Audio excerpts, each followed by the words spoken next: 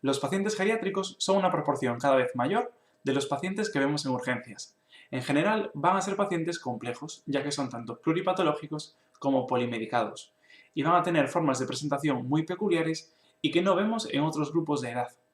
Por ejemplo, van a tener cuadros clínicos atípicos, como infecciones sin fiebre o infartos sin dolor. Y también tienen los síndromes geriátricos, que son síndromes muy inespecíficos. Pensad, por ejemplo, en una caída o en un delirium, que pueden ser el único síntoma de decenas o incluso cientos de enfermedades distintas. Por todo esto, por estas peculiaridades, a los pacientes geriátricos siempre les tenemos que hacer en urgencias una valoración geriátrica integral. Recordad que la valoración geriátrica integral va a incluir estas cuatro esferas: clínica, mental, funcional y social.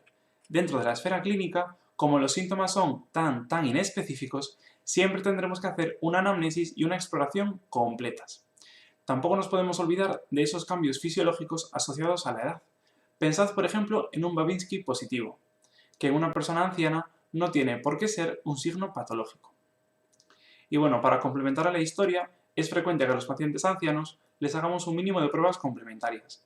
Pruebas como una analítica de sangre, un sedimento de orina o una radiografía de tórax, para ver si de ahí también sacamos alguna pista para llegar a un diagnóstico concreto. Dentro de la escala mental, recordad que no podemos hacer mini mental en la sala de urgencias, porque hay que hacerlo en pacientes estables. No sería apropiado porque lo único que conseguiríamos es muchos diagnósticos de demencia que realmente no lo serían.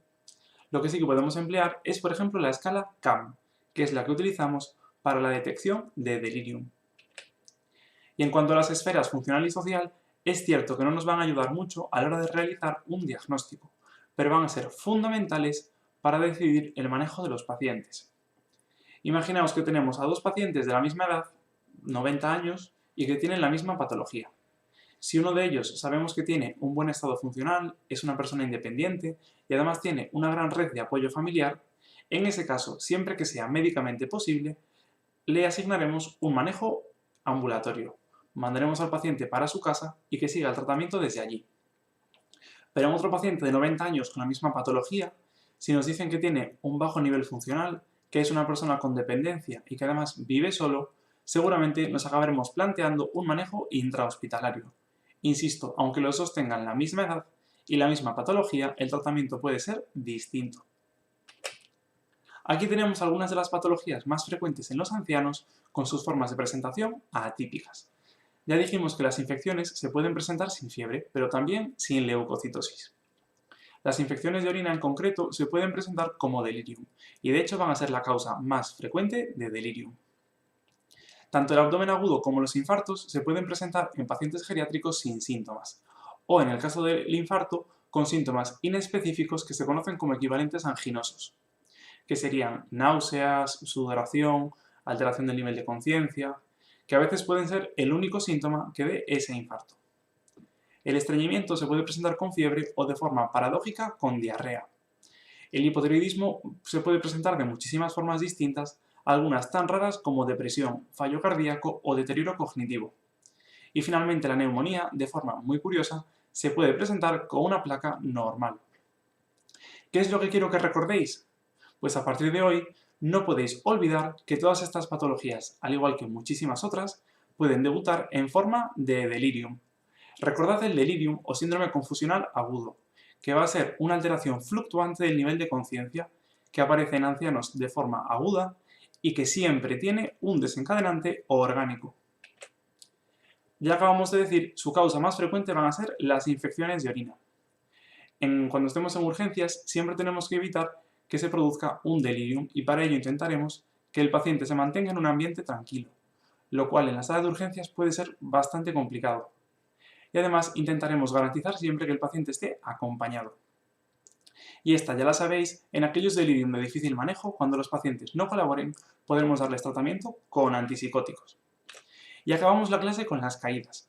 Las caídas en los ancianos suelen ser golpes de bajo impacto, ya que se caen desde su propia altura, pero aún así pueden tener consecuencias muy graves. Al tratar la propia fractura, siempre intentaremos que haya una inmovilización precoz y tenemos que buscar otras posibles fracturas silentes, ya que en los ancianos es muy sencillo que se produzcan con traumatismos leves y si no las buscamos van a pasar desapercibidas. El problema de las caídas en los ancianos no es tanto la caída en sí, sino todo el contexto que se asocia a la caída. Por una parte, tenemos que prevenir complicaciones del tratamiento, complicaciones tan frecuentes como las úlceras por presión, y también los sangrados, ya que en estos pacientes, como casi todos están con tratamiento anticoagulante, se pueden producir hemorragias muy graves. Por otra parte, tenemos que identificar cuál ha sido la causa de la caída, para que el paciente no se vuelva a caer. Este puede ser un proceso muy laborioso, ya que tenemos que investigar casi cualquier causa que se os ocurra. Por ejemplo, le pediríamos al paciente un electro y unas troponinas para descartar un origen cardíaco, un TAC craneal para descartar un origen neurológico. Tendremos que revisar toda la medicación de los pacientes para ver si alguna de ellas puede producir somnolencia o hipotensión ortostática. También tenemos que hacer una prueba visual, por si el paciente lo que necesita son gafas o una operación de cataratas.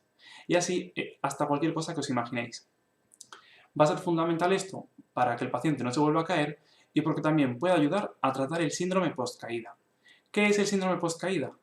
Pues esto es lo que les ocurre a los ancianos que se han caído y que han sufrido tanto y lo han pasado tan mal que desde ese momento hacen todo lo que sea necesario para no volverse a caer. En muchos casos, los pacientes van a acabar recluyéndose en casa, limitando muchísimo su actividad social e incluso quedándose en cama todo el día, porque es la única forma que tienen de sentirse seguros y de no sufrir pensando en caerse. Como os podéis imaginar, esto en una persona anciana puede ser gravísimo. Si se pasan todo el día solos, metidos en cama, eso les puede afectar a nivel cognitivo y desde luego también a nivel social. Así que por ello, este síndrome post-caída siempre tendremos que detectarlo pronto y tratarlo.